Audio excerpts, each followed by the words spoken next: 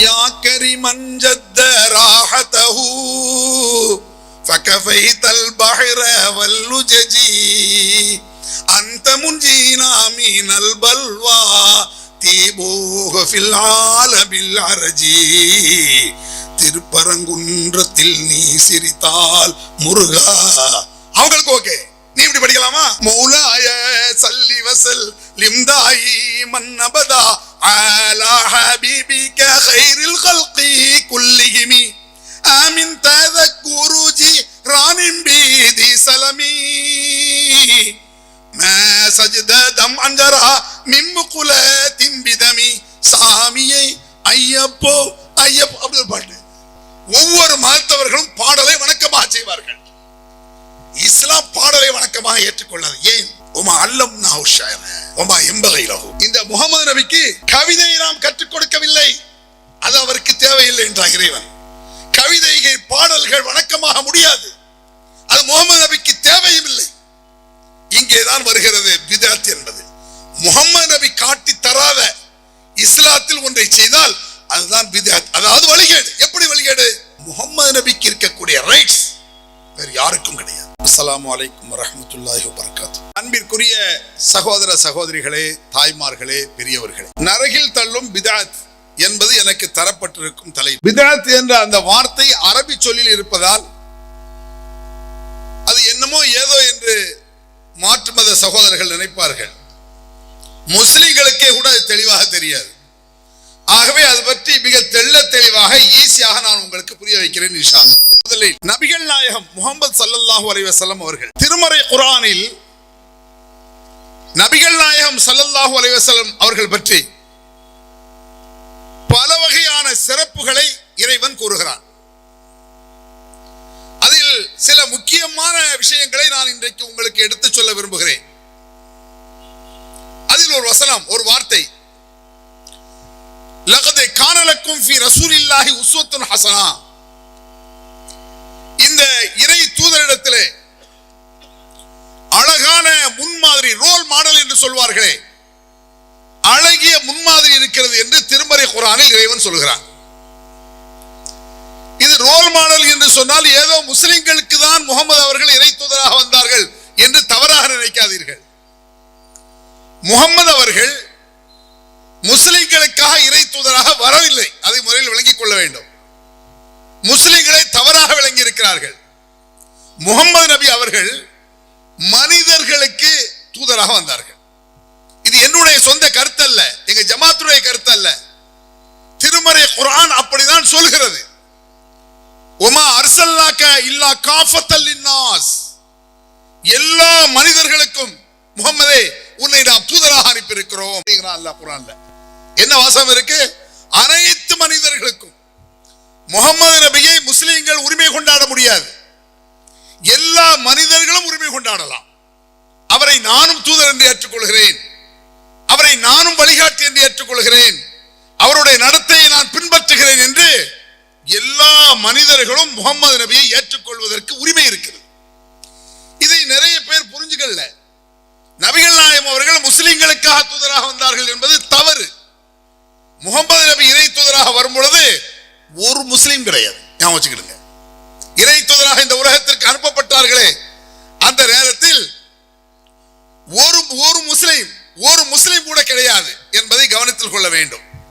இப்ப திருமறை குர்ஆன்ல ஒவ்வொரு விஷயமாக நான் சொல்கிறேன். திருமறை குர்ஆன் என்பது என்ன? வேதம் வேதம்னு சொல்லிட்டு இருப்பாங்க. வேதம்னா என்ன? ஒரு முஸ்லிம் எப்படி நடக்க வேண்டும் என்ற சட்ட திட்டங்கள், முஸ்லிம் அல்லாதவர்களிடம் எப்படி பழக வேண்டும் என்ற ரூல்ஸ், அதுதான் வேதம்ங்கிறது. வேதம்னா சும்மா ஏதோ பக்தி பரவசத்தோடு கவனிப்பதல்ல, எப்படி நடக்க வேண்டும் என்று திருமறை குர்ஆன் பல இடங்களில் சொல்லி காட்டுகிறது. ஒரு இடத்தில் இறைவன் கூறுகிறான், லா யன்ஹாக்குமுல்லாஹ் அனில்லதீன லம் யுகாத்தலுக்கும் ஃபித்தீன் வலம் யுஹ்ரிஜூக்கும் மின் தியாரிக்கும் வலாஹரு அலா இஹ்ராஜிக்கும் அன் தபர்ருஹும் வ துக்ஸிது இலைஹிம். ஏதோ அரபியில் சொல்றதுனால அரபி வாசகம் நினைக்காதீங்க. இந்த வாசகம் இறைவனால் சொல்லப்பட்ட வாசகம். அரபி மொழிக்கு என்று தனி மரியாதை கிடையாது, ஞாபகம் வச்சுக்கணும். ஒரு அரபி மொழிக்கோ ஒரு ஆங்கில மொழிக்கோ ஒரு தமிழ் மொழிக்கோ ஸ்பெஷல் இஸ்லாத்தில் கிடையாது. எல்லா மொழியும் ஒன்றுதான். அப்படி குர்ஆன்ல இருக்குது. ومن آياته خلق السماوات والأرض واختلاف ألسنتكم. வானங்களை படைத்திருப்பது இறைவனுடைய அத்தாட்சிகளில் உள்ளது. பூமியை படைத்திருப்பது இறைவனின் அத்தாட்சிகளில் உள்ளது. நீங்கள் பல்வேறு மொழிகள் பேசிக் கொண்டிருப்பது அனைத்தும் அல்லாஹ்வுடைய அத்தாட்சின்னு குர்ஆன் இருக்கு. எந்த மொழி இது உயர்ந்தது அது தாழ்ந்தது என்று மொழியில் கூட உயர்வு தாழ்வு இஸ்லாத்தில் கிடையாது. ஒரு மொழி உயர்ந்தது சொல்ல எல்லாமே மனுஷ மொழி தான். நான் ஒரு விஷயத்தை தெரிந்து கொள்வதற்காக என் மொழியிலே பேசுகிறேன். அவரவர் ஒரு விஷயத்தை கிரகிக்க தெரிந்து கொள்ள பேசக்கூடியதான் மொழி என்பதை கவனத்தில் கொள்ள வேண்டும். அப்ப திருமறை குர்ஆன் என்பதை எப்படி விளங்கிக் கொள்ள வேண்டும் என்றால் அனைத்தும் சட்டங்கள் அப்படி விளங்கிடுங்க. ரூல்ஸ்ங்கறாங்கல்ல, இந்திய அரசியல் சட்டம், இந்திய ஒவ்வொரு சட்டம் இருக்குல்ல, அது மாதிரி ஒவ்வொரு மனிதனும் எப்படி இருக்க வேண்டும் என்ற சட்டங்கள் அடங்கிய நூல் தான் திருமறை குர்ஆன். இதை விளங்கிடணும் நீங்க. இப்ப பாருங்க, முகமது நபி அவர்கள் அந்த மக்களிடத்தில் இஸ்லாத்தை சொல்கிறார். எந்த மக்களிடத்தில்? அரபி தேசத்திலே முகமது நபி இறை தூதராக வரும் பொழுது இஸ்லாத்தை சொல்கிறார். சொல்லும் பொழுது எதிர்கருத்துக்கள் எப்படி வருகிறது என்று பாருங்கள், எப்படி எதிர்க்கிறாங்க பாருங்க. அந்த மக்காவில் இருந்த அந்த மக்கள் இஸ்லாத்தை ஏற்றுக்கொள்ளாதவர்கள் முகமது நபியை பார்த்து சொன்னார்கள், ஏத்தி பி குர்ஆனின் கைரி ஹாதா அவ் பத்தில்ஹு. இந்த வாசகத்துல முக்கியமாக கவனிங்க, முகமதே வேறு குர்ஆனை கொண்டு வா, இந்த குர்ஆன் வேண்டாம் அப்படின்னா. முகமது நபி குர்ஆன் சொன்னார்லங்க, இறைவேத சட்டங்களை சொன்னார் அல்லவா. அப்படி சொல்லும் பொழுது அந்த நபிகள் பெருமானார் காலத்தில் இருந்த எதிரிகள் நபிகள் பெருமானாருடைய பிரச்சாரத்தை ஒத்துக்கொள்ளாதவர்கள் சொன்னது ஏத்தி பி குர்ஆனின் கைரி ஹாதா அவ் பத்தில்ஹு என்று சொன்னார்கள். வேறு குர்ஆனை கொண்டு வா முகமதே, இந்த குர்ஆன் வேண்டாம் அப்படின்னா. அவ் பத்தில்ஹு அல்லது சிறிது மாற்றித்தா, சேஞ்ச் பண்ணி கொடு அப்படின்னா. இந்த குர்ஆன் இருக்க எங்களுக்கு பிடிக்கல, கொஞ்சம் மாத்தி கொடு அப்படின்னு சொல்றான் முகமது நபிடா. அதுக்கு முகமது நபி என்ன பதில் சொன்னார்? இறைவன் என்ன பதில் சொன்னான்? குல்மா யகூனு லி அன் உபத்திலஹு மின் தில்காய் நஃப்ஸி. என் இஷ்டப்படி இந்த குர்ஆனை மாற்றி சொல்ல எனக்கு அருகதை கிடையாது, என்னால் முடியாது. அந்த தகுதி எனக்கு இல்லை, அந்த உரிமை அல்லாஹ் எனக்கு தரவில்லை. இறைவன் எதை சொல்கிறானோ அதைத்தான் நான் சட்டமாக பேசுகிறேன். இறைவன் சொல்வதை நான் பின்பற்றுகிறேன். ஆகவே என்னை நீங்கள் பின்பற்றுங்கள். என்ன என்றால் என்ன அந்த பின்பற்ற பெரிய அப்படி இல்லை, இறைவன் சொன்னதை நான் பின்பற்றுகிறேன். எனவே என்னை நீங்கள் பின்பற்றுங்கள். இந்த இடத்துல ஒரு பஞ்சிங்கான ஒரு விஷயம் நான் சொல்றேன். பஞ்சிங். ஒரு 30-35 ஆண்டுகளுக்கு முன்னால் சிவவடிவேல் என்று ஒரு ஜட்ஜ் இருந்தார். அவர் எங்களுக்கு நண்பர், பல மீட்டிங்களை எங்களோட கலந்திருக்கார். சிவவடிவேல் அவர் இஸ்லாத்துக்கு வந்து விட்டார். 35 வருஷம் இருக்கும், 40 வருஷம் இருக்கும், 35 வருஷத்துக்கு முன்னால அவர் எங்களிடத்தில் பல மீட்டிங்களை கலந்திருக்கும் பொழுது அவரிடத்தில் கேட்ட கேள்வி, இஸ்லாத்தில் எது உங்களை கவர்ந்தது, எதனால் இஸ்லாத்திற்கு வந்தீர்கள்? இப்படிதான் நான் கேள்வி கேட்டோம். என்ன சார், எப்படி சார் வந்தீங்க? அப்ப அவர் ஏதாவது ஒரு உச்சகட்டமான ஒரு விஷயத்தை சொல்வார். நமக்கெல்லாம் தெரியாத ஒரு விஷயத்தை குர்ஆனில் படித்து நம்மளுக்கு சொல்லுவார். அப்படின்னு நினைச்சு கேட்டா அவர் என்ன சொன்னார் தெரியுமா? லக்கும் தீனுக்கும் வலிய தீன், இதுதான் காரணம். இந்த கான்செப்ட் நீங்க பாருங்க, என்ன வாசகம் சொல்றாரு அவரு? லக்கும் தீனுக்கும் வலிய தீன். இந்த தியரி, இந்த கொள்கை எனக்கு பிடித்து போயிற்று அப்படின்னார். அது என்ன கொள்கை? லக்கும் தீனுக்கும் வலிய தீன் என்ன கொள்கை? எங்கள் வழி உங்கள் வழி உங்களுக்கு, எனது வழி எனக்கு என்று நபியே நீர் கூறுகிறான். எவ்வளவோ விஷயத்தை பேசியாச்சு. பல ஆண்டுகளாக கஷ்டப்பட்டு நொந்து நொம்பலப்பட்டு எந்த அளவுக்கு முகமது நொம்பலப்பட்டார் தெரியுமா? ஃபலா தذهب நஃப்ஸுக அலைஹிம் ஹஸராத். இவர்கள் திருந்தவில்லை என்பதற்காக நபியே கவலைப்பட்டு உன் உயிரை விட்டு விடாதே. எப்படிப்பட்ட வாசகம் பாருங்க குர்ஆன்ல. இதெல்லாம் இந்த முஸ்லிம்களுக்கு தெரிய மாட்டேங்குது, ஆலிம்சாக்களுக்கு தெரிய மாட்டேங்குது. எத்தனை சிறப்புகள் நபிகள் பெருமானாருக்கு இருக்கு. போய் நபி பிறந்த நன்னாள் இதான் சிறப்பு. ஒரு நாள்ல பிறந்தா சிறப்பாயிருமா? அது ஒரு நாட்டில் பிறந்த சிறப்பாது. நபிகள் பெருமானார் பிறந்த நாட்டில் தான் கயவன் அபுஜஹில் பிறந்தான். ஞாபகம் வச்சுக்கணும் நீங்க. அபுஜஹில் எங்க பிறந்தான்? மக்காவுல ரசூலுல்லாஹ் பிறந்தாங்க. அபுஜஹில் எங்க பிறந்தான்? மூசா நபி பிறந்த ஊரில் தான் ஃபிரௌன் பிறந்தான். ஒரு ஊரில், ஒரு நாட்டில், ஒரு தெருவில் நல்லவனும் இருப்பான், அயோக்கியன் இருப்பான், கள்ளன் இருப்பான், மோசடிக்காரன் இருப்பான். ஒரு தெருவில் இருப்பான். இதுல முஸ்லிம் இந்துலாம் பார்க்க முடியாது, என்ன ஜாதி என்ன மதம் பார்க்க முடியாது. நல்லவர்கள் கெட்டவர்கள் எல்லா ஜாதியிலும் எல்லா மதத்திலும் இருப்பார்கள். இங்க முஸ்லிம் இந்துக்களை பார்க்க கூடாது. ஒரு அப்துல் காதர் சாராய கடையில சண்டை, ஒரு அப்துல் காதரை ராமசாமி அடிச்சு போட்டான். பாய் என்ன செய்வான்? நான் ஒரு துலுக்கன், என்ன ஒரு ராமசாமி அடிச்சுட்டான்.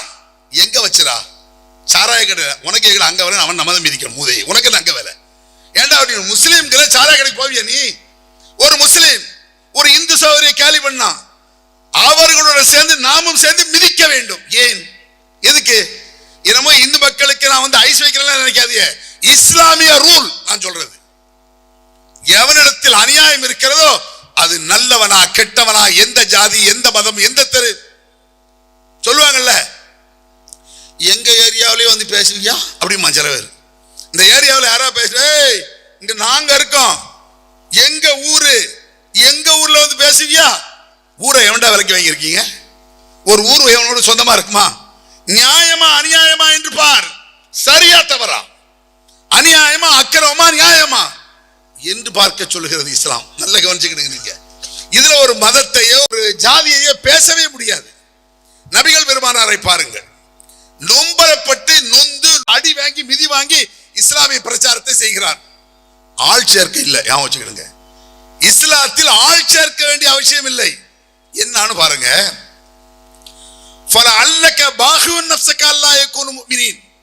இவர்கள் இறை நம்பிக்கை ஏற்றுக்கொள்ளவில்லை என்பதற்காக நபியே உம்மை மாய்த்துக் கொள்ளாதீர் அப்படிங்கிறான். என்ன காரணம்? விஷயம் விளக்குதா உங்களுக்கு? முகமது நபிக்கு நாம் போகக்கூடிய சொர்க்கத்திற்கு இவர்கள் வர வேண்டுமே என்ற கவலை. அதிக பிரசிக்காவலும் சொல்லலாம், மிகைப்படுத்தினான் சொல்லல, பச்சையா குர்ஆன்ல இருக்கு. அல்லாஹ் சொல்றான், இறைவன் சொல்றான், முகம்மதே இவர்கள் திருந்தவில்லை என்பதற்காக உம்மை மாய்த்துக் கொள்ள போகிறீரா? சொல்லு போதும், கவலைப்படாத, உயிரை விட்டுறாத. எப்படிப்பட்ட வாசகம் பாருங்க. நபி யாருக்காவது திருந்தவில்லைன்னு கவலை வருமாங்க நம்மளுக்கு? நம்ம ஒருத்தர் நல்லதை ஒருத்தர் சொல்றோம், அவன் கேட்கல, கவலையா வரும், கோவம் வரும். கேட்டா கேளு, கேட்காட போடா, அப்படிதான் சொல்லுவோம். முகமது அப்படி அல்ல. கேட்காவிட்டால் இவர் வழி தவறி நரகத்திற்கு சென்று விடுவார்களே, இவர்கள் எப்படி அந்த நரகத்தை தாங்க போகிறார்கள் என்று கவலைப்பட்டார் நபிகள் நாயகம். சாதாரண விஷயமா இது? சாதாரண விஷயமாங்க இது? நபிகள் நாயகம் ஸல்லல்லாஹு அலைஹி வஸல்லம் அவர்கள் 60 வருடத்திற்கு மேல் வாழ்ந்தார்கள். 60 வருடத்திற்கு மேல். இறை தூதர் ஆன பிறகு சற்றற குறைய 23 ஆண்டுகள் வாழ்ந்தார்கள். 23 ஆண்டுகள். அவர்களுடைய மொத்த வாழ்க்கை 63 வருஷ வாழ்க்கை இருக்குல்ல, அந்த வாழ்க்கைய குர்ஆன்ல இறைவன் ஒரு வார்த்தையில் சொல்கிறான். நல்ல கவனிச்சுக்கிடுங்க. குர்ஆனை கவனிச்சு பாருங்க. 63 வருஷ வாழ்க்கையை ஒத்த வார்த்தையில் சொல்ல முடியாது. இறைவன் சொல்லிட்டான். என்ன சொல்றான்னு பாருங்க. முகம்மதே, நீ எந்த மக்களோடு வாழுகிறாயோ, எந்த மக்களோடு பிறந்து வளர்ந்து சேர்ந்து வாழ்ந்து கொண்டு இருக்கிறாயோ, அந்த மக்களிடத்தில் நீ கேள். முகம்மதே, என்ன கேட்கணும்? ஃபகத் லபிஸ்து ஃபீக்கும் உம்ரன் மின் கப்லிஹி அஃபலா தஅகிலூன். முகம்மதே, நீ கேளும், உங்களோடு தானே வாழ்ந்தேன், யோசித்து பார்க்க மாட்டீர்களா? ஒரு வார்த்தை தாங்க இது. உங்களோட தான் நான் வாழ்ந்தேன், யோசித்து பாருங்கள். என்ன அர்த்தம்? என்ன குறை கண்டீர்கள்? ஒரு அநியாயம், ஒரு அக்கிரமம், ஒரு ஃப்ராடு, புறம் பேசுறது, கோல் சொல்றது, இவனுக்காக சண்டை எடுத்து விடுறது, வம்பு இழுக்கிறது, ஏதாவது என்கிட்ட பார்த்திருப்பீங்களா? நீங்க ஒரு பிசிறு என்னிடத்தில் குறை காண முடியுமா? உங்களோட தானப்பா வாழ்ந்தேன், என்கிட்ட என்ன மோசம் இருக்கு சொல்லு பாப்பா அப்படின்னாங்க ரசூலுல்லாஹ். யாராலும் சொல்ல முடியவில்லை. மா மஸ்ஸத் எது ரசூலுல்லாஹ் எதம்ரஅத்தின் கத்துன்னாங்க. நபிகள் பெருமானுடைய விரல் அந்நிய பெண்ணுடைய விரலில் தற்செயலாக கூடப்பட்டதில்லையா? வருஷ கணக்கில் கவனிச்சிருக்கான். யாரையாவது ஒரு பொம்பளைய லேசா இப்படி தொட மாட்டாரா? யாராவது சொல்ல முடியுமா? என் விரல் அந்நிய பெண்ணுடைய விரலில் தற்செயலாக கூடப்பட்டதில்லை. யாருமே சொல்ல முடியாது. எவ்வளவு பெரிய மகானாக இருந்தாலும் சொல்ல முடியாது, எவ்வளவு பெரிய அவுலியாவா இருந்தாலும் சொல்ல முடியாது. திருந்திய பிறகு வேறு, அவுலியா ஆவ முந்தி தப்பு செஞ்சிருப்பான். முகமது நபி அவர்கள் இறை தூதராக ஆவதற்கு முன்னாலேயே நேர்மையின் நேர்மை, உச்சகட்டமான நேர்மை. அவர்கள் விரல் அந்நிய பெண்ணுடைய விரலில் பட்டதில்லை. இப்படி எந்த அவுலியாவை கொண்டு வாங்க வைப்போம், எந்த மகானை கொண்டு வாங்க வைப்போம், எந்த பெரியார் என்னால் கொண்டு வாங்க, நடக்காத காரியம். இப்படி யாராவது சொல்ல முடியுமாங்க? இன்னும் உங்களோடு நான் வாழ்ந்தேன், என்னிடத்தில் குறை இருந்தால் சொல்லுங்கள் பார்க்கலாம். சொல்லவே முடியாது. நான் சொல்ல முடியுமா? என ஊர் கடையநல்லூர் தான்.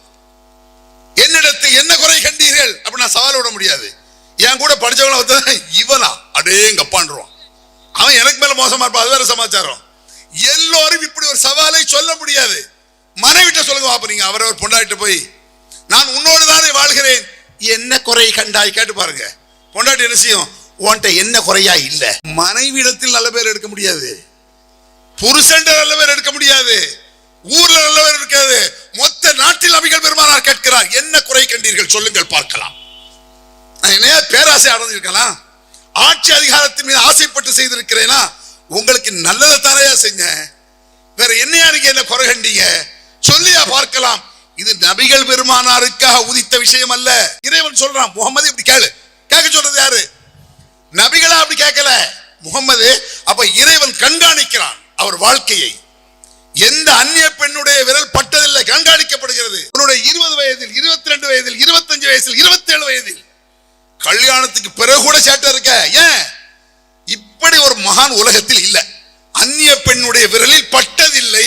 சாதாரண விஷயமா இது? அப்ப நபிகள் நாயகம் ஸல்லல்லாஹு அலைஹி வஸல்லம் அவர்களை இப்படி கேளு என்று அல்லாஹ் சொல்றான். நபியே நீர் கேளு. சும்மா வாங்க, ஒரு விஷயத்தை பாருங்க. இந்த பிதாத்தை ஒழிக்கிறது, பிதாத் என்றால் என்ன நான் சொல்ல வேண்டியிருக்கு. கடைசியில் ஒரு காமன் நேரத்தில் நான் சொல்லிடுறேன், அது கடைசியில் போயிருவோம். முதலில் நபிகள் நாயகம் ஸல்லல்லாஹு அலைஹி வஸல்லம் அவர்கள் யார், அவர் எப்படிப்பட்டவர்? சும்மா போட முடியாது. அவர் மகான் நல்லவர், காரண காரியத்தோடு ஆதாரங்களோடு பேசக்கூடிய விஷயம். ஆதாரங்களோடு பேசுகிறேன். நபிகள் பெருமானாருடைய வாழ்க்கை வரலாறுகள், குர்ஆனில் உள்ள விஷயத்தை ஆதாரப்பூர்வமாக நான் உங்களுக்கு சொல்கிறேன். அவர் சொல்கிறார், நபிகள் நாயகம் அல்லாஹ் குர்ஆன்லயும் சொல்றான், உமா அர்சல்னாக இல்லா காஃபா, எல்லா மனிதர்களுக்கும் இவர் தூதராக வந்திருக்கிறார். இது சாதாரண வார்த்தையா? இது யாருக்கும் எந்த உயர்வு தாழ்வு என்பது கிடையாது. நபிகள் நாயகம் ஸல்லல்லாஹு அலைஹி வஸல்லம் நபிகள் பெருமானார் ஒரு முறை அமர்ந்திருக்கிறார்கள். மனைவி ஆயிஷா இருக்காங்க, முகமது நபி கூட மனைவி. நபிகள் பெருமானாருக்கு நடந்தது போல நமக்கு நடந்தால் அப்படின்னு பார்க்கணும்.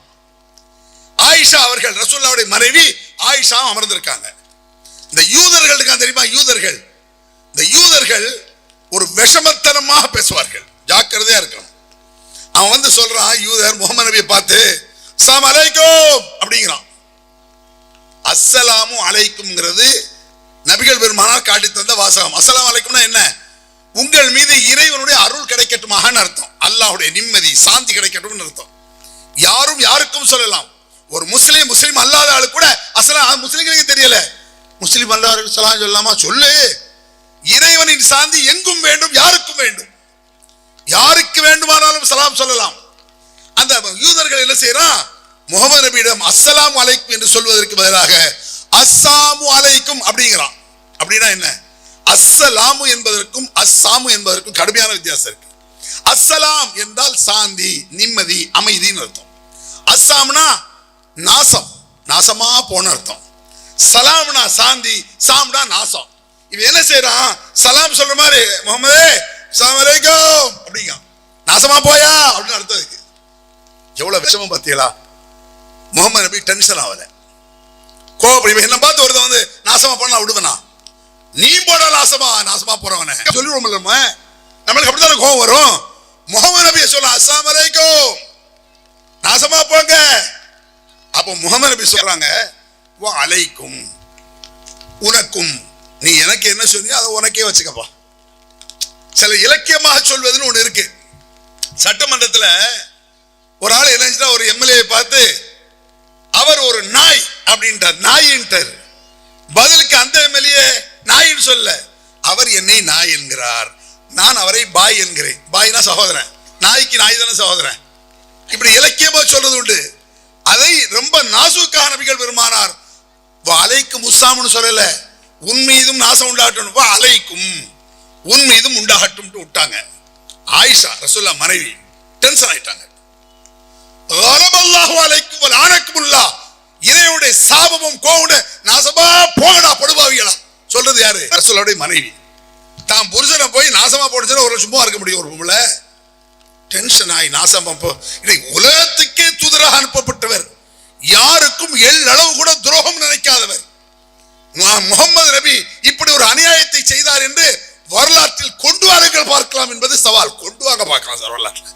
எங்கனையாது சவால் விடுறான்.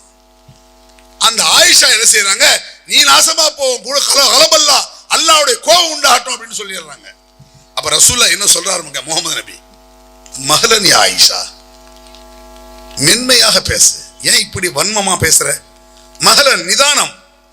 முகமது நபியுடைய உபதேசத்துல இது ஒண்ணு, யஸ்ஸிரு வலா துஅஸ்ஸிரு வபஷ்ஷிரு வலா துனஃபிரு, மென்மையாக பேசுங்கள், வன்மையாக பேசாதீர்கள், வாழ்த்தி பேசுங்கள், வெறுத்து பேசாதீர்கள். நாங்க சொல்லலாம், அழகான வார்த்தையை சொல்லு, எதுக்கு கரமுறான்னு பேசுற? அவன் முட்டாள்தனமா பேசிட்டான், உனக்குன்னு சொன்னா போதும் இல்ல? இப்படி ஆயிஷாட்ட முகமது நபி சொல்றாங்க. ஆயிஷா சொல்றாங்க, அவரம் தஸ்மம் மாக்காரு யார சொல்லலாம், அவங்க என்ன சொன்னாங்கன்னு உங்க காதுல உழலையா? என்ன கேட்கிறாங்க ஆயிஷா புருஷன்ட்ட, அவங்க என்ன சொன்னாங்கன்னு உங்க காதுல உழலையா? முகமது நபி, அவரும் தஸ்மணி மாக்குல்து, நான் என்ன சொன்னேன்னு உன் காதுல உழுந்துச்சா? எப்படிப்பட்ட வாசம் பாருங்க. நான் என்ன சொன்னேன், நான் தான் பதில் சொல்லிட்டேன்ல, நீ பல மடங்கு எகிர்ற. அதோட ஆஃப் ஆயிடுறாங்க ஆயிஷா. இது மாதிரி நம்ம சொல்ல முடியுமா? ஒரு ஆளை பார்த்து, உங்க புருஷனை பார்த்து பக்கத்து உள்ள 2 பேரு நாசமா போயா அப்படிங்குது, பொண்டாட்டி மாதிரி நீ நாசமா போ, குடும்ப நாசமா போட்டோம் அப்படிங்கும் பொழுது புருஷக்காரன் கொஞ்சம் அமைதியாயிரு, உங்களுக்கு ஒரு இளவும் தெரியாது, சும்மா இருக்க, அவன் நாசமா போட்டு. புருஷன் பொண்டாட்டிக்கே ஒண்ணு தெரியும், பொண்டாட்டி புருஷனுக்கே ஒண்ணு தெரியும். பிராக்டிக்கல் நடைமுறை அப்படித்தானே வரும். இப்படி ஒரு வழியை நபிகள் பெருமானை காட்டி தரல, அது விரும்பல, அதெல்லாம் விரும்பல நபிகள் நாயகம் ஸல்லல்லாஹு அலைஹி வஸல்லம் அவர்கள். ஏனென்றால் அவர் சொல்வதெல்லாம் இறைவனுடைய வஹி. நல்ல கவனிச்சுங்க, கடவுள் பயம் இருக்குல்ல, கடவுள் பயம் எல்லா மதத்தவர்களுக்கும் இருக்கும். அந்த பயம் உண்மையாக இருந்தால், கடவுள் உண்மையா போயாங்கிறது 2ஆம் பட்சம். நான் சொல்றது என்ன, கடவுள் பயம் ஒருவனுக்கு உண்மையாக இருந்தால் அவன் நல்லவனாகத்தான் இருப்பான். கடவுள் உண்மையா இல்லையா அந்த சப்ஜெக்ட் தேவையில்லை. என்னுடைய பயம் உண்மையானதாக இருந்தால் நிச்சயமாக ஒருவன் அநியாயம் செய்ய மாட்டான். அதைத்தான் குர்ஆன்ல இறைவனை பயந்து கொள்ளுங்கள் ஏகப்பட்ட வார்த்தைகள் இருக்கு, நிறைய இடத்துல இருக்கு. பயம் இல்லை என்றால் திருந்த மாட்டாங்க. உதாரணமா நான் சொல்ற ஒரு சாம்பிள், எல்லாம் வெளியே போகும் பொழுது தெக்க பார்க்காம இடது பக்கமா போங்க அப்படின்னு ஒரு அறிவிப்பு செய்யணும். எல்லாம் போகும்போது என்ன செய்ய, இப்படி பார்த்துக்கிட்டே தான் இப்படி போவீங்க. ஏன்? பயம் இல்லை. அதே சமயத்தில் நான் சொல்றேன், எஞ்சி போகும்போது ஜாக்கிரதையா போங்க, அங்க ஒரு கரண்ட் கம்பி அறுந்து கிடக்கு, தொட்டிங்கன்னா செத்து மலர்ந்து, பயத்துல திருத்தணும், கெட்டு போக மாட்டான். பயம் தான் மனிதனை திருத்தும், ஞாபகம் வச்சுக்கிடுங்க. என் மனிதனுக்கு பயம் இல்லைன்னா திருந்த மாட்டான். சாதாரண வீட்டுல பாருங்களேன், பெயிண்ட் அடிச்சிருக்கு தொட்டுறாத அப்படின்னு சொல்லி பாருங்களேன், ஆமா பெயிண்ட் அடிச்சுதான் இருக்கு, அப்படிதான் மனுஷனுக்கு புத்தி வரும். அடே, ஒரு பயம் தான் மனிதனை திருத்தும். உண்மையில் கடவுள் பயம் ஒருவனுக்கு இருக்குமானால் அவன் அயோக்கியத்தனம் செய்ய மாட்டான், அவன் அநியாயம் செய்ய மாட்டான், மெஜாரிட்டி மைனாரிட்டி பேச மாட்டான். இந்த மெஜாரிட்டி மைனாரிட்டி பேசுறாங்களே, அவனோட மாதிரி பைத்தியக்கார பையன் அவனு கிடையாது, ஞாபகம் வச்சுக்கிடுங்க. மெஜாரிட்டி நாங்க எவ்வளவு பேர் இருக்கோங்கிறாங்க. குர்ஆன்ல பாருங்க ஒரு வாசகத்தை, வைன் துதி அக்தர மம்ஃபில் அல்லி யுதில்லுகன் சபீலில்லா. முஹம்மதே, மெஜாரிட்டியை நீர் பின்பற்றினால், பெரும்பான்மையை பின்பற்றினால் அவர்கள் உன்னையும் சேர்த்து வழிகெடுத்து வருவார்கள். பெரும்பான்மையில் இருக்கிறார்கள் என்பதை பின்பற்றினால் நீர் வழிகெட்டு விடுவீர். பெரும்பான்மையை பின்பற்றாத. ஏன் பெரும்பான்மையை பின்பற்றக்கூடாது? சரியா தப்பானு தான் பார்க்கணும். அறிஞர் அண்ணா இருந்தார, அறிஞர் அண்ணா இருக்கும் பொழுது ஹிந்தி தான் சிறந்த மொழி, ஹிந்தி. ஏன்னா அது பெரும்பான்மை, 35% பேர் இருப்பான் ஹிந்தி பேசுறவன் நம்ம நாட்டுல. பெரும்பான்மை ஹிந்தி தான், ஆகவே அதுதான். அண்ணாதுரை என்ன கேட்டார் தெரியுமா? அப்படியா, காக்காதான் பெரும்பான்மையா இருக்கு, அப்புறம் தேசியப்புறம் மயிலா வச்சிருக்கேன்னு கேட்டார். ஒரு வேலும் பதில் இல்லை. எங்க பார்த்தாலும் காக்கா தானே பறக்குது, மயில் பறக்கா எது? தேசிய பறவை எது? தேசிய மிருகம் புலி. பூனை தான் நிறைய பார்க்கிறோம், பூனை வைக்க வேண்டியதானே. அது பெரும்பான்மை என்பது பைத்தியக்காரத்தனம். வீட்டில் இருக்கக்கூடிய செப்டி டேங்க் பெரும்பான்மை, வீட்டில் இருக்கக்கூடிய செண்டி துணுதான் இருக்கும். இது ஒரு அளவுகோலா? இது எவ்வளவு பைத்தியக்காரனா இருக்கான் பாருங்க. இஸ்லாம் அப்படி சொல்லாது. அதிக பெரும்பான்மை என்பது ஒரு நீதியை சொல்ல முடியாது. நியாயமா சத்தியமா நீதியை எப்படி இஸ்லாம் பேச தெரியுமா உங்களுக்கு? இஸ்லாத்தை நான் பீற்றிக் கொள்கிறேன்னு நினைக்காதீங்க, அப்படி பீற்ற வேண்டிய அவசியம் இல்லை. இஸ்லாத்துல இருக்குது, அதனால சொல்றேன். நானா இஸ்லாம் சூப்பர் அப்படி சொல்லிட்டு போல, இஸ்லாத்தில் குர்ஆனில் இருப்பதை சொல்கிறேன். யா அய்யுஹல்லதீன ஆமனு, குர்ஆன்ல இறைவன் சொல்றான், ஈமான் கொண்ட இறை நம்பிக்கையாளர்களே, கூனு கவ்வாமின லில்லாஹி ஷுஹதா பில் கிஸ்த், இறைவனுக்காக நீதிக்கு சாட்சியாகி விடுங்கள். இப்படி இருக்கு. இறைவனுக்காக என்ன? இறைவனுக்காக தொழுவதை போல, இறைவனுக்காக நோன்பு வைப்பதை போல நீங்கள் நீதியாக இருப்பது இறைவனுக்காக. அப்ப நீதி என்பதும் ஒரு வணக்கம். யோசிக்கிடுங்க. தொழுகை எப்படி ஒரு வணக்கம், நோன்பு எப்படி ஒரு வணக்கம், அதுபோல நீதியாக இருப்பது ஒரு வணக்கம். அல்லாஹ்வுக்கு நீதியாக ஆகிவிடுங்கள். எந்த அளவுக்கு? அதுக்கு ஒரு சாம்பிள் குர்ஆன் சொல்லுது. வலா யஜ்ரிமன்னக்கும் ஷர்ஆன கௌமின் அலா அல்லா தஅதிலு. ஒரு கூட்டத்தின் மீது உங்களுக்கு கோபம் இருக்கும், ஒரு கூட்டத்தின் மீது கோபம் இருக்கலாம். அந்த கோபத்தை வைத்துக் கொண்டு அநீதி செய்து விடாதீர்கள். அப்படின்னா விளங்குதா? நான் இருக்கேன், உதாரணத்துக்கு வச்சுக்கிடுங்க. நான் சுப்ரீம் கோர்ட் ஜட்ஜ் ஒரு பேச்சுக்கு அப்படி இருக்கேன். என்னுடைய எதிரி இருக்காரு, எனக்கு ஒரு தடவைக்கு எதிரி, பல வருஷமா எதிரி. அவன் பச்சையா சொல்றான், அத்வானி பாபர் மசூதி இடிச்சாரு, அவரை கூட்டு வர்றான். நான் பார்த்த உடனே என்ன நினைப்பேன்? பள்ளிவாசல் இடிச்சல விட மாட்டேன். அப்படிதான் என் புத்தி தோணும். குர்ஆன் என்ன சொல்லுது பாருங்க. அவர் மீது இருக்கக்கூடிய கோபத்தில் தீர்ப்பு சொல்லாதே. எந்த விஷயத்திற்காக அவர் கோர்ட்டுக்கு வந்தாரோ அதில் அவரிடத்தில் நீதி இருக்குதா அநீதி இருக்கான்னு பாரு. என் பக்கத்து வீட்டுக்காரனுக்கு எனக்கு சண்டை, நான் ஒரு இன்ஸ்பெக்டரா இருக்கேன், அவன் ஒரு பரிசையில மாட்டிட்டு போலீஸ் வர்றான், போய் கேச போட்டு இவரை உள்ள போட்டு கொல்லணும். அப்படிதான் மனசு சொல்லும். செய்யாத, அப்படி செய்ய உனக்கு யோகியதை இல்லை. எந்த விஷயத்திற்காக அவன் கைது செய்யப்பட்டானோ அதில் எது நீதி, எது உண்மை, எது சத்தியம், இப்படி சொல்லக்கூடிய மார்க்கம் இஸ்லாம். ஒரு முஸ்லிமை அப்படிலாம் சொல்லவே செய்யாது இஸ்லாம். நியாயமா அநியாயமா அப்படி சொல்லக்கூடிய மார்க்கம். ஏன்? அது இறைவனுடைய மார்க்கம். இப்போ வாங்க அந்த வசனத்தை பாருங்க. ஏத்தி பி குர்ஆனின் கைரி ஹாதா, வேறு குர்ஆனை கொண்டு வா முஹம்மதே, அவ் பத்தில்ஹு, இதை மாற்றித்தா, குல்மா யகுல் யன் புத்திலஹு மின் தில்காய் நஃப்ஸி, என் இஷ்டப்படி என்னால் மாற்ற முடியாது என்று சொல்ல நபியே. முடியாது, என்னால் முடியாது. இன் அத்தபி இல்லா மா யுஹா இலைய, இறைவன் எதை எனக்கு அறிவிக்கிறானோ அதை நான் பின்பற்றுகிறேன். ஆகவே என்னை பின்பற்றுங்கள். என்னை பின்பற்றுங்கள் என்று சொல்வதற்கு ஒரு தகுதி வேண்டும். சும்மா எல்லாரும் சொல்லிட முடியாது. நான் சொல்ல முடியுமா என்னை பின்பற்றுங்கள்னு? சொல்ல முடியாது. முஹம்மது நபி என்னை பின்பற்றுங்க என்று சொல்கிறார் என்றால் தகுதியும் தைரியமும் இருக்கணும். சாதாரணமாக எப்ப பார்த்தாலும் என் கூட ஒரு 50 பேர் சுத்தலாம், எனக்கு கிறுக்கு பிடிச்சோம். வீட்டை விட்டு வெளியே வந்தா, உள்ள போனா, பள்ளிக்கு போனா, தெருவுக்கு போனா, கடைக்கு போனா, எங்க போனாலும் ஒரு 20 பேர் என் கூடயே வந்தா, சச்சோ அப்படின்னு இமயமலை பார்த்து போயிடுவான். டென்ஷன்ல எப்ப பார்த்தாலும் ஆள் பின்னால வந்தா. முஹம்மது நபியை பார்த்து எப்பொழுது பார்த்தாலும் ஆள் இருக்கும். முஹம்மது நபி கூட வீட்டுக்குள்ள போனாத்தான் யாரும் இருக்க மாட்டாங்க, மனைவி மக்கள். வெளியே வந்துட்டா 10 பேர் இல்லாம முஹம்மது நபி இருக்க மாட்டாங்க. அந்த 10 பேரும் நபிகள் பெருமானாரை ஊன்றி கவனிப்பார்கள், எச்சரிக்கையாக கவனிப்பார்கள். நபிகள் பெருமானாருடைய வாழ்க்கையில ஒரு மிகச்சின்ன ஒரு சம்பவம். ஒரு பெண் நடு ரசூலுல்லாஹ் பேசிட்டு இருக்காங்க, நல்லா கவனிச்சுக்கிடுங்க. ஒரு பெண்ணோட பேசிட்டு இருக்கும் பொழுது கொஞ்சம் இருட்டு நேரம், ஒரு நபி தோழர் வருகிறார். சஹாபி மங்கள இறைத்தோருடைய தோழர். அவர் நபியை பார்த்த உடனே என்ன செய்யறாரு? உத்துக்கிட்டு பாக்காரு. ஒரு பொம்பளை அவனை பேசினா சும்மா போக மாட்டான் யாரும். சஹாபாக்கள் அப்படிதான் பார்த்திருக்காங்க, உத்துக்கிட்டு பார்த்தாங்க. முஹம்மது நபி சொல்றாரு, இங்க வாங்க, நான் பேசிட்டு இருக்க என்னுடைய மனைவி. அவரு, யா ரசூலல்லாஹ், உங்களை நான் தப்பா நினைக்க போறேங்க பாரு. அதிர்ச்சி ஆகுறாரு. நீ நினைக்க மாட்ட, உன் உள்ளத்துல ஒரு இப்லீஸ் இருக்கான்ல, சாத்தான், ஷைத்தான், அவன் நினைக்க வைப்பான். முஹம்மது நபியை முன்மாதிரி வைப்பது போல வேறு எவரையும் வைக்க முடியாது. மதிக்கலாம், அது வேறு சமாச்சாரம். பெரியார்களை மதிக்கலாம், முன்னோர்களை மதிக்கலாம், பின்பற்ற முடியாது. பின்பற்றினால் முஸ்லிம் அல்ல. ஏன்? இறைவனுடைய அறிவிப்பை தான் பின்பற்ற முடியும். அதனாலதான் நபிகள் பெருமாள் இருக்காங்க. ஒரு பெண் வந்து நிக்குது, சில சட்டங்கள் கேட்குது, நல்ல கவனிச்சுக்கிடுங்க.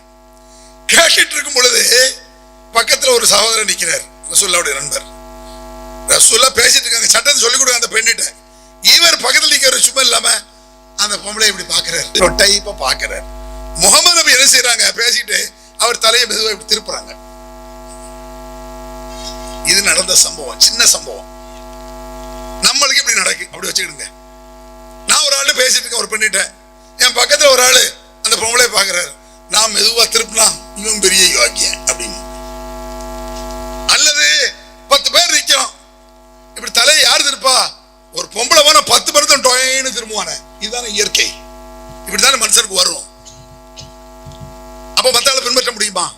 இப்படி ஒரு ஆளை பார்க்க முடியுமா? நடைமுறையில் கூட சருகல் கிடையாது. நபிகள் பெருமானார் சாதாரண நடைமுறையாக இருக்கும். அதுல ஒரு ஓட்டை இருக்க முடியாது. அதனாலதான் அல்லாஹ் என்ன சொல்ற, இறைவன் என்ன சொல்றான்னு சொன்னா, குல் இன் குன்தும் துஹிப்பூனல்லாஹ ஃபத்தபியூனி யுஹிப்புக்குமுல்லாஹ். நீங்கள் இறைவனை நேசித்தால் நபி சொல்லை கேளுங்கள். இது குர்ஆனுடைய சட்டம். இது சும்மா ஒரு புகழுக்குரிய வாசகம் அல்ல. இவர்கள் நபிகள் பெருமானாரை புகழ வேண்டும் என்று பாட்டு பாடிக்கொண்டு அலைகிறார்களே, அது புகழ்ச்சி அல்ல. இந்த பிதஅத்துக்கு வர போறேன். பிதஅத்னா என்னன்னு இன்றைக்கு முஸ்லிம்கள் மத்தியில நிறைய ரபீல் அவ்வல் நபி பிறந்த நாள் கொண்டாடுவாங்க. அதுல ஒரு வகை அரபி பாடல்கள் ஓடும். கேள்விப்பட்டிருக்கீங்களா? அரபி பாடல்கள். இறைவனிடம் கையேந்துங்கள், அவன் இல்லை என்று சொல்லுவதில்லை. ஹனீஃபா பாட்டு கேள்விப்பட்டிருக்கீங்களா? இந்த பாடல்கள் எல்லாம் ரசிக்கலாமே ஒழிய வணக்கமாகாது பாடல்கள். அதை புரிந்து கொள்வதற்காக உங்களுக்கு சொல்கிறேன். பாடல்களில் நல்ல கருத்தும் இருக்கும், கெட்ட கருத்தும் இருக்கும். அல்லாஹ்வை தவிர இறைவன் இல்லை என்று சொல்வது இஸ்லாத்தின் அடிப்படை. இதே கருத்து இந்து மதத்திலும் இருக்கிறது. அது தெரியுமா உங்களுக்கு?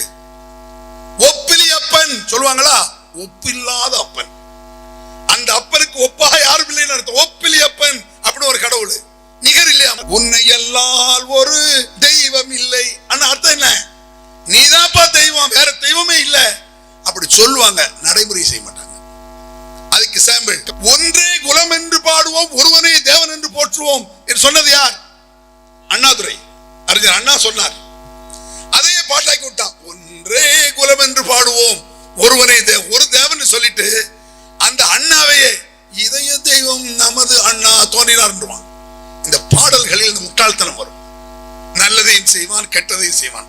மனிதனை கடவுளாக்கி விடுவான் பாடல்களில். இஸ்லாம் அதை ஒப்புக்கொள்ள. மனிதன் கடவுளாக முடியாது. மனிதன் எல்லாம் இறைவனால் படைக்கப்பட்டவர். இறைவனால் படைக்கப்பட்டவர் எப்படி கடவுளாக முடியும்? மனிதனை படைத்தவன் தான் இறைவனாக முடியும், கடவுளாக முடியும். மனிதன் என்பவன் தெய்வமாகலாம். எல்லா மனிதன் தேவனா எப்படி? நீனும் கடவுள், நானும் கடவுள். அது என்னது? அது குழந்தையும் தெய்வமும் குணத்தால் ஒன்றும் படிச்சிருவான்.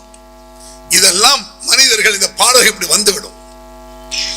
இந்த மாதிரி பாடல்கள் பாடுவார்கள். யா நபி ஸலாமு அலைக்கும், இத ஒண்ணுதான் பாடுவேன். பாடுறாங்களா இல்லையா? யா நபி ஸலாம் அலைக்கும், யா ரசூல் ஸலாம் அலைக்கும்.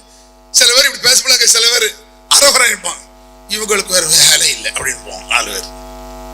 எங்களுக்கு இதுதான் வேலை. ஒரு டீ கடைக்கு போற, ஒரு டீ போட்டுட்டு இருக்கான். அவனை பார்த்து உனக்கு வேற வேலை இல்லை, அவனுக்கு டீ போட்டு வேலை. முடி வெட்ட சலூன் கடையில் வந்து முடி வெட்டிட்டு இருக்கான். உனக்கு வேற வேலை இல்லை, அவனுக்கு அதான்டா வேலை. என்ன கேள்வி இது? சரியா தப்பான்னு பாரு. சொல்வது சரியா தப்பா? குர்ஆனில் இருக்கிறதா இல்லையா? இப்ப 4 பேர் அப்படி இல்லை. இவங்களுக்குள்ளே சண்டை இருந்துட்டு போட்டோம், அதனால மோல்து கூட குடும்பம். எனக்கு என் தம்பிக்கு தான் சண்டை, அதனால என்ன? அதனால பாத்தியா ஒரு குடும்பம். அடே, மார்க்கத்தில் சரி என்ற குர்ஆனில் ஆதாரம் காட்ட வேண்டும். இஸ்லாத்தில் ஒன்று கூடும் அல்லது கூடாது என்று சொல்ல வேண்டுமானால் முகமது நபி சொல்லி இருக்க வேண்டும். அதைத்தான் இந்த பிதஅத் என்ற ரூலுக்கே நான் கொண்டு வர போறேன். பாடல்கள் வணக்கமாகாது. உதாரணமா, கிறிஸ்தவர்கள், இந்து சகோதரர்கள், இஸ்லாமியர்கள் என்று பல பாடல்கள் இருக்கின்றன. நான் ஒரு பாட்டு பாடுறேன். யா நபி ஸலாம் அலைக்கும், யா ரசூல் ஸலாம் அலைக்கும், யா ஹபீப் ஸலாம் அலைக்கும், ஸலவாத்துல்லாஹி அலைக்கும். கிறிஸ்தவ பாட்டு. எல்லாம் இயேசுவே, நமக்கெல்லாம் இயேசுவே, தொல்லை தரும் இவ்வுலகில் துணை இயேசுவே. அவர்களை பொறுத்த மட்டில் இந்த பாடல் வணக்கம். யா நபி ஸலாம் அலைக்கும் என்று முஸ்லிம்கள் பாடுகிறார்களே, அது வணக்கமாக முடியாது. காரணம், முஹம்மது நபி காட்டி தரவில்லை. எங்களுக்கான கோபம் அதுல. இது கூடாது எங்க கருத்தா? எங்களுக்கு என்ன? நாங்களும் மோல்துவதி நல்ல கரிஞ்சொறி கசகாவது ரெண்டு போறோம். எங்களுக்கு என்ன லாபம்? நீங்க வெளிநாட்டுல இருந்து கத்தகத்தையா வருது வந்துட்டு போது, அதை வாங்கிட்டு இதையும் திண்டு போற. இப்ப என்ன ஒரு வாதம் பாருங்க. அவர்கள் ஒரு பாட்டை வணக்கமாக வைப்பார்கள். இஸ்லாத்தில் பாட்டு வணக்கமாக முடியாது. ஏன்? இன்னொரு பாட்டையும் சொல்றேன். யா கரிமன் ஜத்த ராஹதஹு فكفيت البحر واللجج أنت منجينا من البلوى تيبوه في العالم العرج திருப்பரங்குன்றத்தில் நீ சிரித்தால் முருகா. அவங்களுக்கு ஓகே, நீ இப்படி படிக்கலாமா? மௌலாய சல்லி வசல் லிம்தாயி மன்னபதா அலா ஹபீபிக கைரில் கல்கி குல்லிஹிமி ஆமின் ததக்குருஜி ரானின் பீதி சலமி மா சஜ்ததம் அன்ஜரா மின் முகுலத்தின் பிதமி சாமியை ஐயப்போ ஐயப்போ அப்படி பாட்டு. நான் எதுக்கு இதை சொல்றேன்னா, ஒவ்வொரு மதத்தவர்களும் பாடலை வணக்கமாக செய்வார்கள். இஸ்லாம் பாடலை வணக்கமாக ஏற்றுக்கொள்ளாது. ஏன்?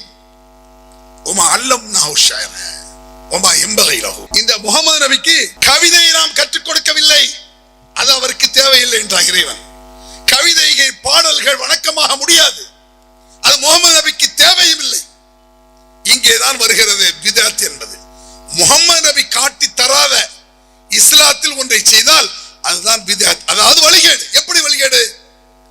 முஹம்மது நபிக்கு இருக்கக்கூடிய ரைட்ஸ் வேற யாருக்கும் கிடையாது. எந்த அளவுக்கு தெரியுமா? மை யுதீர் ரசூல் ஃபகத் அத்தா அல்லாஹ். இந்த தூதருக்கு கட்டுப்பட்டால் இறைவனுக்கு கட்டுப்பட்டதாக அர்த்தம். இந்த உரிமை வேறு யாருக்கும் கிடையாது. முஹம்மது நபியுடைய நண்பர்கள் அபூபக்கர் சித்திக், உமர் என்ற மிகப்பெரிய ஆட்சியர், அவருக்கு கூட இந்த உரிமை கிடையாது. எந்த உரிமை? முஹம்மது நபி கட்டுப்பட்டா அல்லாஹ் கட்டுப்பட்டா அர்த்தம், உமருக்கு கட்டுப்பட்டால் அல்லாஹ் கட்டுப்பட்டா அர்த்தம் கிடையாது. ஏன்? அந்த ரைட்ஸ் முஹம்மது நபிக்கு. லைஸ லக மினல் அம்ரி ஷை. அனைத்து அதிகாரம் அல்லாஹ்விற்கு. குல் இன்னல் அம்ர குல்லஹு லில்லாஹ். அனைத்து அதிகாரம் அல்லாஹ்விற்கு தான். முஹம்மதே, உனக்கு அதிகாரம் கிடையாது. நான் சொல்வதை மக்களுக்கு சொல்வதுதான் உன் மீது கடமை. இதுக்கு மேல எந்த வாசகம்? முஹம்மதே, நான் எதை ஒரு தூதர், தூதர்னா என்னங்க? அமெரிக்க தூதர், இந்தியாவுக்கான அமெரிக்க தூதர், இந்தியாவுக்கான சவுதியா தூதர், இந்தியாவுக்கான துபாய் தூதர், தூதர் இருக்காங்கல்ல, அவங்களுக்கு என்ன ரைட்ஸ்? இந்திய அரசு எதை சொல்கிறதோ அதைத்தான் அங்கே சொல்ல முடியும். அவன் இஷ்டத்தை சொல்லிட முடியாது.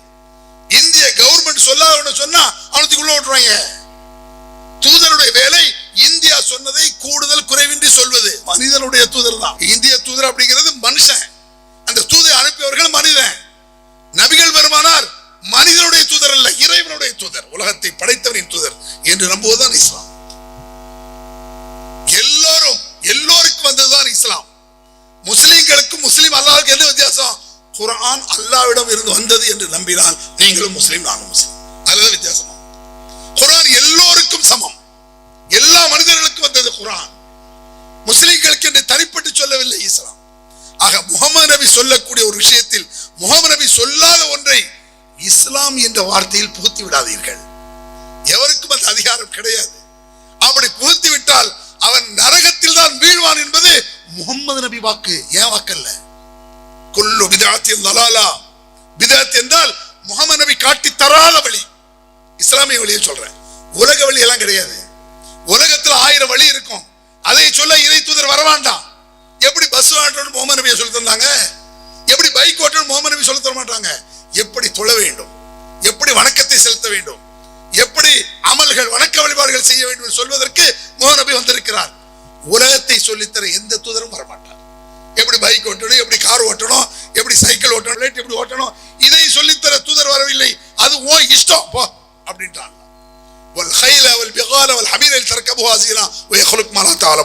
குதிரைகள், கழுதைகள், கோவரி கழுதைகள் நீங்கள் பயணம் செய்கிறீர்கள்.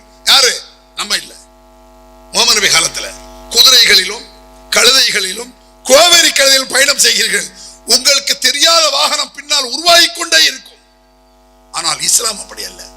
முஹம்மது நபி இருக்கும் பொழுது எதை இஸ்லாம் என்று சொன்னார்களோ உலகம் அழியும் வரை அதுதான் இஸ்லாம். பிஸ்மில்லாஹ், இறைவனின் பெயரால் உண்ணுகிறேன். முஹம்மது நபி என்ன உண்ணாங்க, சாப்பிட்டாங்க? பேரிச்சம்பழம், காஞ்ச ரொட்டி. நம்ம என்ன சாப்பிடுறோம்? நூற்றுக்கணக்கான வகை. ஃப்ரைட் ரைஸ்ங்கிறான், சிக்கன் 65ங்கிறான், கிரில் சிக்கன்ங்கிறான், குரில் சிக்கன் சொல்றாங்க. உணவு மாறிவிட்டது, பிஸ்மில்லா மாறாது. வாழைப்பழத்தை சாப்பிட்டாலும் பிஸ்மில்லா, முஹம்மது நபி சாப்பிட்ட பேரிச்சம்பழத்தை சாப்பிட்டாலும் பிஸ்மில்லா. இறைவனின் பெயரால் உண்ணுகிறேன், இறைவனின் பெயரால் உண்ணுகிறேன் என்று முஹம்மது நபி காட்டி தந்தது. உலகம் அழிவு வரை இருக்கும்.